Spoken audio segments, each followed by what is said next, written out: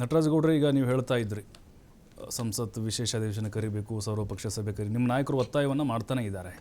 ಅಂದರೆ ಏನು ಕಳೆದುಕೊಂಡಿದ್ದೇವೆ, ಏನನ್ನು ಪಡೆದುಕೊಂಡಿದ್ದೇವೆ ಅನ್ನೋದು ಕೊಡಬೇಕಷ್ಟೇ ನಿಮಗೆ ಮಾಹಿತಿನ.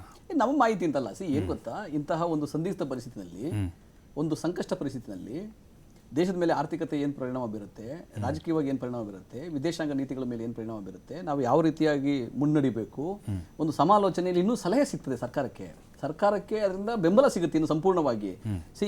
ಅಲ್ಲಿನ ಚರ್ಚೆ ಇದೆಯಲ್ಲ, ಅದು ಒಂದು ಕರೆಕ್ಟ್ ನಿರ್ದಿಷ್ಟವಾದ ಒಂದು ದಿಕ್ಕನ್ನು ತಗೊಂಡು ಹೋಗ್ತದೆ. ಈಗ ಕೇವಲ 2-3 ಜನ ಕೂತ್ಕೊಂಡು ಚರ್ಚೆ ಮಾಡಿ ತೀರ್ಮಾನ ಮಾಡೋದು ಒಂದು ಆಗುತ್ತೆ, ಆದರೆ ಇದು ಸುದೀರ್ಘವಾದ ಒಂದು ಚರ್ಚೆ ಆದರೆ ಇನ್ನೂ ಸರ್ಕಾರಕ್ಕೆ ಬೆಂಬಲ ಕೊಟ್ಟು ಇನ್ನೂ ದೊಡ್ಡ ಮಟ್ಟದಲ್ಲಿ ನಾವು ಯಾವ ರೀತಿಯಾಗಿ ಮಾಡಬೇಕು ಅನ್ನೋದೊಂದು ಒಂದು ಚರ್ಚೆಗೆ ಬರುತ್ತೆ. ಹಂಗಾಗಿ ಒಂದು ಸ್ವಾಭಾವಿಕವಾಗಿ ನೋಡಿ, ಇದು ಫಸ್ಟ್ ಟೈಮ್ ಅಲ್ಲ, ಮುಂದೆ ಯಾವುದೇ ಸಮಯ ಹಿಂದೆ 1971 ಅಥವಾ 65 ಯಾವಾಗಲೂ ಯುದ್ಧ ಆದಾಗ, ಒಂದು ಸಂಘಸ್ಥಿತಿಯಿಂದ ಬಂದಾಗ ವಿಶೇಷ ಅಧಿವೇಶನ ಕರೆದು ಚರ್ಚೆ ಮಾಡಬೇಕು.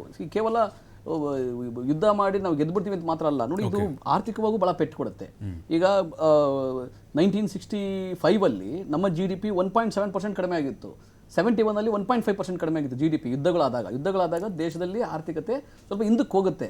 ಆದ್ರೆ ನಾವೆಲ್ಲ ಒಟ್ಟಾಗಿ ಅದನ್ನ ಹೆಂಗೆ ಎದುರಿಸಬೇಕು, ದೇಶ ಒಂದಾಗಿ ಹೆಂಗೆ ಎದುರಿಸಬೇಕು, ಅದಕ್ಕೆ ಸರ್ಕಾರ ಯಾವ ನಿರ್ಣಯಗಳನ್ನು ತಗೋಬೇಕು, ನಿರ್ಧಾರಗಳು ತಗೋಬೇಕು, ಆರ್ಥಿಕ ನಿರ್ಧಾರ ಏನು ತಗೋಬೇಕು, ನಾವು ವಿದೇಶಾಂಗ ನೀತಿಯಲ್ಲಿ ಯಾವ ರೀತಿ ನಿರ್ಧಾರ ತಗೋಬೇಕು, ಯುದ್ಧ ಮಾಡೋದಾದ್ರೆ ಯಾವ ರೀತಿಯ ಎಷ್ಟು ನಿರ್ದಿಷ್ಟವಾಗಿ ನಾವು ಇಟ್ಕೋಬೇಕು, ಇವೆಲ್ಲವನ್ನ ನಾವು ಚರ್ಚೆ ಮಾಡೋ ಮುಖಾಂತರ ಸಲಹೆಗಳು ಸಿಗ್ತವೆ ಕೇಂದ್ರ ಸರ್ಕಾರಕ್ಕೆ. ಹಾಗಾಗಿ ಒಂದು ವಿಶೇಷ ಅಧಿವೇಶನವನ್ನು ಕೇವಲ ನಿಮ್ಮನ್ನು ಪ್ರಶ್ನೆ ಮಾಡೋಕ್ಕೋಸ್ಕರ ಅಧಿವೇಶನ ಕರಿಬೇಕು, ನಿಮ್ಮನ್ನು ಪ್ರಶ್ನೆ ಮಾಡ್ತೀವಿ ನೀವು ಉತ್ತರ ಕೊಡಬೇಕು, ಆ ರೀತಿ ಅಲ್ಲ.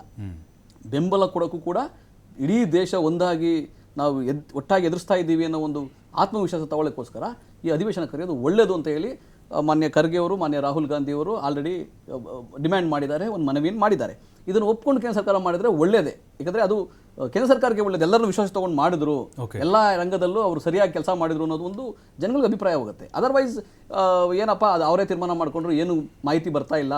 ಈಗ ಪ್ರಧಾನಮಂತ್ರಿಗಳು, ಗೃಹ ಮಂತ್ರಿಗಳು ಹೇಳಿಕೆಯನ್ನು ರಕ್ಷಣಾ ಮಂತ್ರಿಗಳು ಹೇಳಿಕೆಗೂ ಅಥವಾ ಬರೀ ನಾವು ಮಾಧ್ಯಮಗಳು ನೋಡ್ಕೊಳ್ಳೋ ಹೇಳಿಕೆಗಳು ವ್ಯತ್ಯಾಸ ಭಾಳ ಆಗುತ್ತೆ ಸರ್.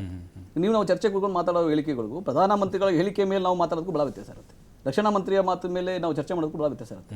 ಹಾಗಾಗಿ ನಿರ್ದಿಷ್ಟವಾದ ಮಾತುಗಳು ಈಚೆಗೆ ಬರಲಿ ಅನ್ನೋದೊಂದು ಉದ್ದೇಶ ದೇಶದಿದೆ. ಅಲ್ಲ, ನಿಮಗೆ ಆರ್ಥಿಕತೆ ಚಿಂತೆ, ಈಗ ಎದುರಾಳಿ ರಾಷ್ಟ್ರದ ಹೊಡೆತಕ್ಕಿಂತ ಆರ್ಥಿಕತೆ ಚಿಂತೆಯಲ್ಲಿದೆ ಅಂತ ನೋಡಿ. ಎದುರಾಳಿ ರಾಷ್ಟ್ರವನ್ನು ನಾವು ಮಣಿಸಿದ್ದೀವಿ, ನಾವು ಹೇಳ್ತೀವಿ, ಅವರು ನಮಗೆ ಲೆಕ್ಕಕ್ಕೆ ಬರಲ್ಲ. ಅಲ್ಲ ಸರ್, ಆರ್ಥಿಕತೆ ಕುಸಿತ ಅಂದ್ರೆ ಅದು ಯುದ್ಧದ ಒಂದು ಭಾಗ, ನಷ್ಟನೇ. ನಾನು ಇಲ್ಲ ಅಂತ ಹೇಳ್ದ, ನಾನು ಅದನ್ನ ಹೇಳ್ತಾ ಇದ್ದೀನಿ. 1965, 71 ಯಾಕೆ ಕೋಟ್ ಮಾಡಿದೆ, ಅದು ಒಂದು ಯುದ್ಧದಲ್ಲಿ ಒಂದು ಭಾಗ ಅದಾಗಿರುತ್ತೆ. ನಾವು ಅದನ್ನು ಹೆಂಗೆ ಎದುರಿಸಬೇಕು ಅನ್ನೋದು ಒಂದು ಮುಖ್ಯ ಅಲ್ವೇನ್ರಿ. ಎಷ್ಟು ಎದುರಿಸಬೇಕು, ನಾವು ಎಷ್ಟು ಸದೃಢವಾಗಿ ನಿಲ್ಲಬೇಕು ಅನ್ನೋದು ಬಹಳ ಮುಖ್ಯ ಅಲ್ಲ. ಅದಕ್ಕೆ ಸರ್ಕಾರಕ್ಕೆ ಆ ಸಲಹೆ ಸಹಕಾರ ಬೇಕಾ ಬೇಡವಾ, ಬೇಕಿದೆಲ್ಲ. ಯಾಕೆ ಕರೀತಾ ಇಲ್ಲ ಮತ್ತೆ ಬಿಜೆಪಿ ಅವರು ಸರ್? ಯಾಕೆ ಸರ್ವಪಕ್ಷ ಸಭೆ ಯಾಕೆ ಕರೀತಾ ಇಲ್ಲ? ಸರ್ವಪಕ್ಷ ಸಭೆ ಒಂದ್ಸಲ ಹೌದು ಮಾಡಿದ್ದಾರೆ, ಅಧಿವೇಶನ ಕರೀತಾ ಅಂದ್ರೆ ಅದಕ್ಕೆ ಕ್ರೆಡಿಟ್ ಅಂದ್ರು ಇದರಲ್ಲಿ ಇಲ್ಲ, ಕರಿಬೇಕು. ಅದೇನ್ ಗೊತ್ತಾ, ಒಂದು ಸೌಜನ್ಯ, ಒಂದು ನೀತಿ, ಅದು ನೀತಿಯ ಒಂದು ಭಾಗ, ಕೇಂದ್ರ ಸರ್ಕಾರ ಒಂದು ನೀತಿಯ ಭಾಗ ಆಗಬೇಕು. ಎಲ್ಲ ಸರ್ವಪಕ್ಷ ಸಭೆನೂ ಕರಿಬೇಕು, ಪ್ರಧಾನಮಂತ್ರಿಗಳು ಅದನ್ನು ಹೆಡ್ ಮಾಡಬೇಕು, ಮತ್ತೆ ವಿಶೇಷ ಅಧಿವೇಶನವನ್ನು ಕರೆದ್ರೆ ಅದು ಸರ್ಕಾರ ಒಳ್ಳೆ ದಾರಿಯಲ್ಲಿ ನಡೀತಾ ಇದೆ, ಅದಕ್ಕೆ ಸಂಪೂರ್ಣ ಬೆಂಬಲ ಎಲ್ಲರೂ ಸಿಗುತ್ತೆ ಅನ್ನೋ ಒಂದು ಭರವಸೆ ಸರ್ಕಾರಕ್ಕೂ ಇರುತ್ತೆ. ಸೊ ಇಲ್ಲಾಂದ್ರೆ ಸುಮ್ಮನೆ ನಾನು ಮಾಡಿದ್ದೆ ಸರಿ, ನಾನೇ ತೀರ್ಮಾನ ನನ್ನೊಬ್ಬಂದೇ ಅಂತ ಹೇಳುತ್ತೆ, ಅದು ಒಳ್ಳೆಯ ನೀತಿ ಆಗಲಾರದು ಅಂತ ನನ್ನ ಭಾವನೆ. ನಿಜ ಸರ್. ಈಗ ಪುಲ್ವಾಮಾ ದಾಳಿ ಆದಾಗ ನಮ್ಮ ಸೈನಿಕರು ಹುತಾತ್ಮರಾದ್ರು, ಕೆಲವು ಸಾಕ್ಷಿಗಳನ್ನ ಕಾಂಗ್ರೆಸ್ನವರು ಕೂಡ ಆ ಸಂದರ್ಭದಲ್ಲಿ ಕೇಳಿದ ಉದಾಹರಣೆಗಳಿದ್ದಾವೆ. ಕಾಂಗ್ರೆಸ್ ಅವರು ಯಾರು ಕೇಳಿ ಸಾಕ್ಷಿ? ಯಾ ಸರ್, ಬರ್ತೀನಿ ಸರ್ ನಾನೀಗ. ಅಂದರೆ ಸರ್, ಈಗ ಏನಾಗ್ತಿದೆ ಅಂತ ಹೇಳಿದ್ರೆ, ಈಗ ನೀವು ಮಾಡ್ತಿರುವಂಥ ಓವರಲ್ ನಮ್ಮ ಸೇನೆ ಮಾಡ್ತಿರುವಂಥ ಕಾರ್ಯಾಚರಣೆ ಇದೆ ಅಲ್ವಾ, ನೀವು ಅಧಿವೇಶನವನ್ನು ಕರೆದಿರೋದಕ್ಕೆ ಅದೇ ಕಾರಣ, ಪೊಲಿಟಿಕಲ್ ಕ್ರೆಡಿಟ್ ಬರೀ ನಮಗೂ ಬೇಕಷ್ಟೇ, BJP ನಾವು ಮಾಡಿಸಿದ್ದು ಅಂತೇಳಿ ಆ ಕಾರಣಕ್ಕೋಸ್ಕರ ಕರೀತಾ ಇಲ್ಲ ನೀವು. ಪ್ರಭು ನೋಡಿ, ಕಾಂಗ್ರೆಸ್ನವ್ರು ಮತ್ತೆ ಅಗೇನ್ ಡಬಲ್ ಸ್ಟ್ಯಾಂಡರ್ಡ್ ನೀತಿ. ಇವ್ರಿಗೆ again it is proven that ಸೇನೆ ಮೇಲೆ ನಂಬಿಕೆ ಇಲ್ಲ ಅಂತ ಮತ್ತೆ ಪ್ರೂವ್ ಮಾಡ್ತಾ ಇದ್ದಾರೆ.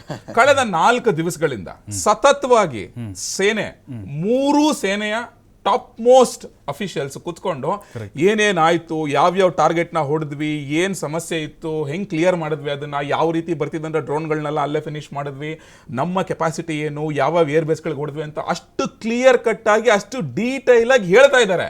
ಅಷ್ಟು ಹೇಳಿದ್ಮೇಲೂ ಸಹ ಇವ್ರಿಗೆ ಅಧಿವೇಶನ ಬೇಕು, ಮತ್ತದೇ ಬೇಕು. ಇವ್ರು ಏನು ಹೇಳಿದ್ರು, ಎಷ್ಟು ಸ್ಮಾರ್ಟ್ ಅಂದ್ರೆ, ಅಥವಾ ಅದು ಬೇಕು ಅಂತ ಜಾಣ್ತಾನೆ ಅಷ್ಟೇ. ಎರಡು ಮಾತ್ರ ಹೇಳೋದು, ಒಂದ್ ಕಡೆ ಮಾಧ್ಯಮದಲ್ಲಿ ಬರೋದು ಅಂತ ಹೇಳೋದು, ಇನ್ನೊಂದ್ ಕಡೆ ಪೊಲಿಟಿಕಲ್ ಅಂತ ಹೇಳೋದು. ಮಧ್ಯದಲ್ಲಿ ಸೇನೆ ಮಾಡ್ತಿರುವಂತ ಪತ್ರಿಕಾಗೋಷ್ಠಿ ಬಗ್ಗೆ ಮಾತಾಡೋದೇ ಇಲ್ಲ ಇವರು, ಆಯ್ತಲ್ಲ. ಸ್ಟಿಲ್ ಅದು ಬರಬೇಕೋ ಬೇಕು ಅಧಿವೇಶನ ಅನ್ನೋದನ್ನ ಕೇಂದ್ರ ಸರ್ಕಾರ ನಿರ್ಧಾರ ಮಾಡ್ತಾರೆ, ಮಾಡ್ಲಿ. ಸೊ ಕಾಂಗ್ರೆಸ್ ಇಲ್ಲಿ ಮತ್ತಾಗೇನು ಪೊಲಿಟಿಕಲಿ ಎಕ್ಸ್ಪೋಸ್ ಆಗ್ತಾ ಇದೆ ಲಿಟರಲಿ. ಆಮೇಲೆ ಸಾಕ್ಷಿ ಯಾರು ಕೇಳಿಲ್ಲ ಅಂತ ಹೇಳಿದ್ರು. ಇದೇ ದಿಗ್ವಿಜಯ್ ಸಿಂಗ್ಗೆ ಕೇಳಿದ್ದಪ್ಪ, ಇದೇ ತರ digital images satellite images Balakot ಮೇಲೆ ಏರ್ ಸ್ಟ್ರೈಕ್ ಆದಾಗ ತೋರಿಸಿ ಅಂತ ಕೇಳಿದ್ ದಿಗ್ವಿಜಯ್ ಸಿಂಗ್ಗೆ, ಬೇರೆ ಯಾರು ಅಲ್ಲ.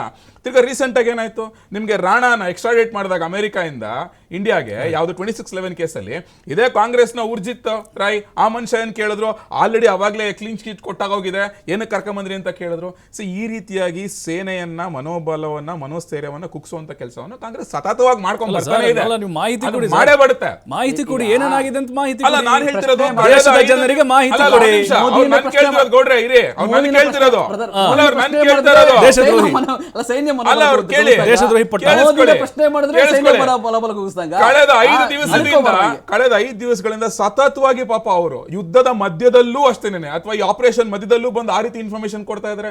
ಸ್ಟಿಲ್ ಬೇಕು ಅಂದ್ರೆ ನಮ್ಮ ಕೇಂದ್ರ ಸರ್ಕಾರ ಡಿಸೈಡ್ ಮಾಡುತ್ತೆ, ಮಾಡ್ಲಿ ಅವ್ರು ಏನ್ ಡಿಸಿಷನ್ ತಗೊಳ್ತಾರೆ ಅದೇ ಫೈನಲ್. ಅದ್ರ ಬಗ್ಗೆ ನಾನು ಇಲ್ಲೇನು ಕೂತ್ಕೊಂಡು ಕಮೆಂಟ್ ಮಾಡಕ್ ಆಗೋದಿಲ್ಲ ಲಿಟರಲಿ.